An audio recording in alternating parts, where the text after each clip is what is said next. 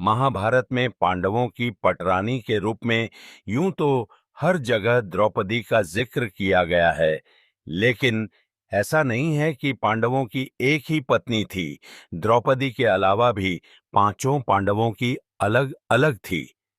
लेकिन द्रौपदी की एक शर्त थी कि पांचों पांडवों की दूसरी पत्नियां द्रौपदी के साथ नहीं रहेंगी। पांडवों की दूसरी पत्नियों को अलग-अलग स्थानों पर रहना होगा।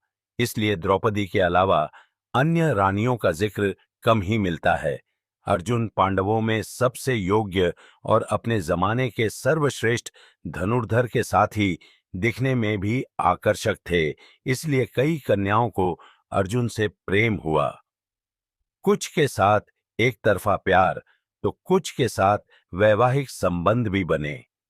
द्रौपदी के अलावा अर्जुन की एक अन्य पत्नी का भी जिक्र कई स्थानों पर मिलता है। अर्जुन की दूसरी पत्नी सुभद्रा थी। सुभद्रा श्री कृष्ण की बहन और अभिमन्यु की माता थी। नाग कन्या उलूपी का अर्जुन से गंधर्व विवाह एक बार अर्जुन द्रौपदी के कक्ष में उस समय पहुंच गए जब द्रौपदी युधिष्ठिर के साथ थी। एक भाई के होते हुए दूसरे भाई का द्रौपदी के कक्ष में प्रवेश दंडनीय था। इसलिए दंड स्वरूप अर्जुन को वनवास मिला। वन में भटकते हुए अर्जुन एक सरोवर के पास पहुंचे।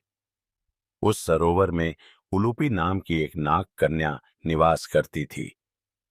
उल्पू अर्जुन को देखकर मोहित हो गई और अर्जुन के पास जाकर कहने लगी कि आपके पास मैं प्रेम की इच्छा से आई हूं।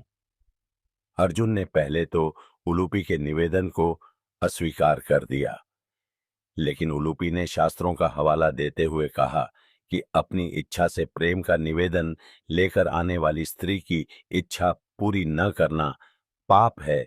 इसलिए उलूपी की इन बातों को सुनकर अर्जुन ने उलूपी का प्रणय निवेदन स्वीकार किया। उलूपी के साथ अर्जुन के प्रेम संबंध से एक पुत्र का जन्म हुआ जो इरावण कहलाया। इसने महाभारत के युद्ध में महत्वपूर्ण भूमिका निभाई थी। ये किन्नर समाज के प्रमुख देवता के रूप में पूजे जाते हैं। मणिपुर की राजकुमारी से अर्जुन का विवाह महाभारत के अनुसार चित्रांगदा अर्जुन की एक पत्नी थी। जब अर्जुन इंद्रप्रस्थ की ओर से मैत्री संदेश लिए मणिपुर राजधानी पहुंचे, तब वहां की राजकुमारी चित्रांगदा अर्जुन पर मोहित हो गई। परंतु अर्जुन के हृदय में वो केवल एक राजकुमारी थी।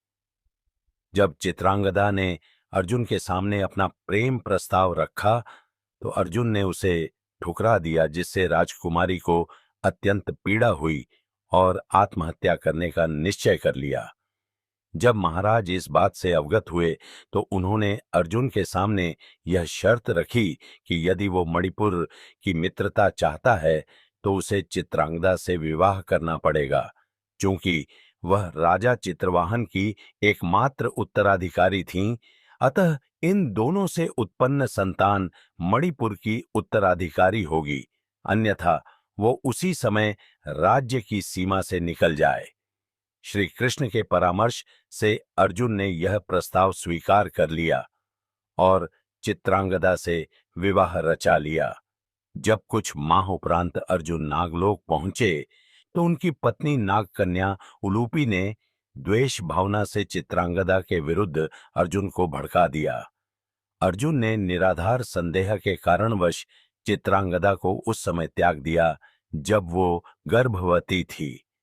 तब चित्रांगदा ने ठान लिया कि वो इस अपमान का बदला अर्जुन की पराजय से लेगी कि उसे पराजय करने वाला और कोई नहीं, बल्कि स्वयं उसका और अर्जुन का पुत्र है। चित्रांगदा के बभ्रुवाहन नामक पुत्र हुआ। वह उसे सारी युद्ध कलाओं में निपुण कर अर्जुन को पराजित करने के काबिल बना दिया और उससे अर्जुन को पराजय करने का वचन और गुरु दक्षिणा मांग ली। उधर जब महाभारत के युद्ध के उपरांत शांति अश्वमेघ यज्ञ का शामकर्ण अश्व मणिपुर की सीमा में प्रवेश करता है, तब वह भ्रुवाहन भीम को मूर्छित कर कर्णपुत्र वृषकेतु का वध कर देता है और अंत में मां गंगा के दिए हुए बाण से अर्जुन का भी वध कर देता है। जब चित्रांगदा घटनास्थल पर आती है, तो वह भ्रुवाहन को यह ज्ञात हो जाता है कि अर्जुन ही उसके पिता है। श्री कृष्ण के मार्गदर्शन से वह भ्रुवाहन नागलोक जाकर उलूपी को लाते हैं और वह नागमणि से अर्जुन को पुनर्जीवित करती है।